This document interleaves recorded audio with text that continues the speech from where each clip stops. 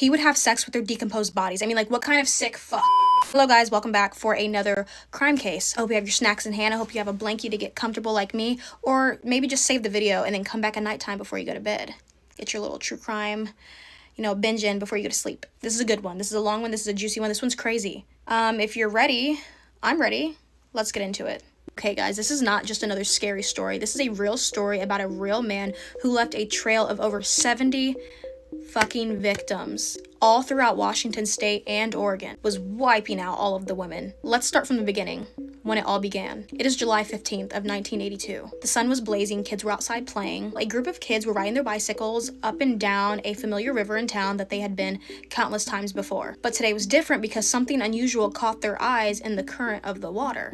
It was not trash, it was not debris, but the body of a young woman. Police would soon make it to the scene and, of course, obtain the body and take it in for examination. An autopsy would later reveal that the body was that of 16-year-old Wendy Lee Caulfield. She was a runaway, and sadly this time she would not be making it home. The 16-year-old had been violently strangled to death. The lead detective on this case was Dave Reichert. He was there for the finding of this body, and he thought this would be the last one. Until 27 days later, on August 12th, the body of 23-year-old Deborah Lynn Bonner was found in the same river. He was like, there's no way. She was also strangled to death as well. This isn't good. This isn't good. 3 days later, 3 more bodies: 17-year-old Cindy Hines, 16-year-old Opal Mills, and 31-year-old Marsha Chapman. I warn you right now, if you have a weak stomach or you have anxiety, please skip. I'm giving you time. That's enough. If you're still here, you want to hear about it. That is your business. You have made the decision to stay. So I make it very clear, because I'll be getting those comments like, this is too graphic. Why are you watching then?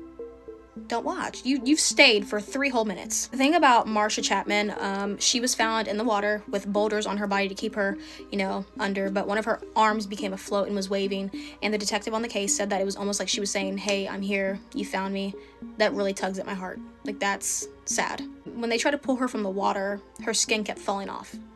She just was falling apart. Obviously that this is the work of the same person, like there was no doubt in their mind. Through the beginning to mid-80s, more and more bodies began to disappear. I mean, it was like clockwork. It was like every couple days another body, sometimes days in a row. Just body after body after body after body. It just would not stop. Investigators asked the community for help. They actually got a tip from a cab driver by the name of Melvin Foster. He told them like, hey, I can probably help you get into the mind of this guy.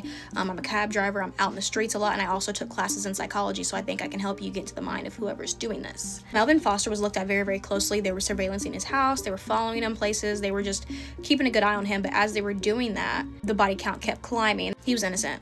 They let him go. Melvin Foster, you're good to go, goodbye. Then we get into 18-year-old Marie Silva. Originally from the Philippines, she relocated to the United States with her family at a young age. She eventually became involved in sex work. This is becoming a pattern with these girls. A lot of them were involved in sex work, not all of them, but a lot of them were, which made it easier for whoever was doing this to these girls to get them in their car. She got into a pickup truck with a man, and her boyfriend followed behind, to make sure she was safe. The boyfriend remembered what the truck looked like that she got into, but then as he was following the truck, he got stopped at a red light, and then he lost the truck, and as he was trying to go find it, he never seen her again. Then 4 days later, he goes back out looking for Marie, but with her father as well. The boyfriend and the father were both looking for Maria, and they found the truck. The boyfriend called police, and he's like, this is the truck that my girlfriend got into 4 days ago. Go to part 2.